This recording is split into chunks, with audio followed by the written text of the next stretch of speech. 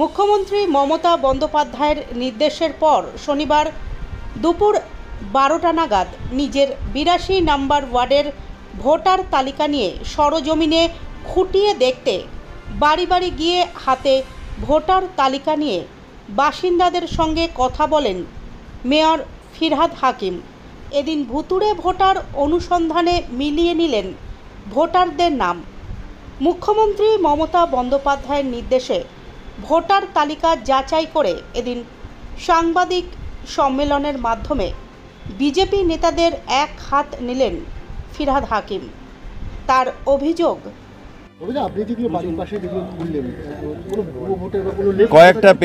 কয়েকটা left voter পেয়েছি। আমি তো সবে, যেহেতু আপনারা রয়েছেন, আমাদের তো ওইভাবে করতে পারছি না, ওই জন্য আপনাদের করার পরে আবার আমাকে বেরোতে হবে। আমি বেরোবো না, অ্যাকচুয়ালি ওরা বেরোবে। আমি একটু শুরু করে দিয়ে গেলাম, তো তারাই করবে। এবং অনেক 3-4টে পেলাম যারা এখানে থাকেন না অথচ নাম আছে। কিছু আছে যেগুলো স্পেকুলিয়াস, মানে যেগুলো যে ভোটারের এখানেও কোনো অস্তিত্ব নেই, বা আমি এই পাড়ায় জন্মেছি, বড় হয়েছি, দেখেছি নেই, সেরকম 3-4 জন পেলাম। তো এইগুলো নিয়ে আমরা আবার ডিটেলস রিপিট সার্ভে করব, তারা কোথায় গেছেন, কি হয়েছে, কেন এখানে নেই। তারপর আমরা পার্টিকে স্পেসিফিক করে প্রত্যেকটা বুথ ধরে ধরে লিস্ট তৈরি করে কম্পিউটারে করে নিয়ে তারপর দেব।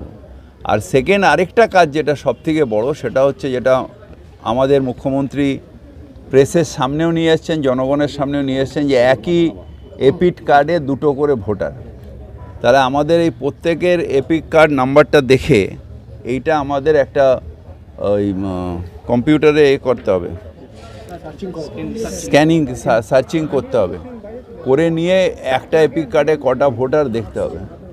ধরুন আমার এখানে ভোট হচ্ছে, আমার পাড়ার ভোটারদের আমি জানি, হঠাৎ ওই একই এপিক কার্ড, একই বুথ নাম্বার নিয়ে আরেকজন চলে এলেন গুজরাট থেকে, তখন দুজনেরই হয় ভোট বন্ধ হবে কিংবা টেন্ডার পোলিং করাতে হবে।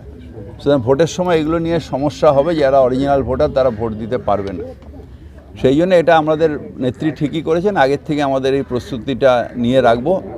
এবং তৃণমূলের অর্গানাইজেশনের কাছে বিজেপি যতই ছলচাতুরি করুক পারবে না, এইটা আমি হপর গেলে। হয়তো ওরা মহারাষ্ট্রে পেরেছে, দিল্লিতে পেরেছে, কিন্তু তৃণমূলের যে নেত্রী যে বেস অর্গানাইজেশন, সেই বেস অর্গানাইজেশনের কাছে ওরা ধারে কাছে আসতে পারবে না।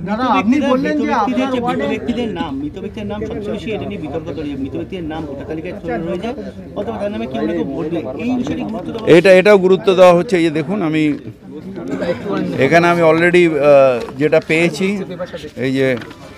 এই যে ডেড, দেখুন এই ডেট করে দিয়েছি, ডি, তার মানে ডেড, ঠিক আছে। এইটাকে আমরা জমা দেব। হ্যাঁ, তারপর কয়েকটা মৃত ব্যক্তি অলরেডি এখানে ডিলিটেড করা আছে। আবার আমরা যেটা এখন পাচ্ছি সেটাকে ডেট করে দিচ্ছি। আপনি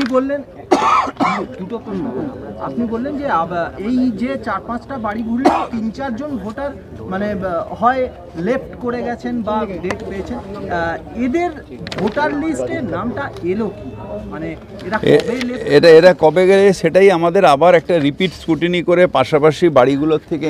এখন আপনারা রয়েছেন তো এত ধাক্কাধাক্কির মধ্যে, সেই বাড়ির লোকের সাথে কথা বলতে পারছি না, বা অনেকে আছেন যারা হয়তো বেরোতে ভয় পাচ্ছেন।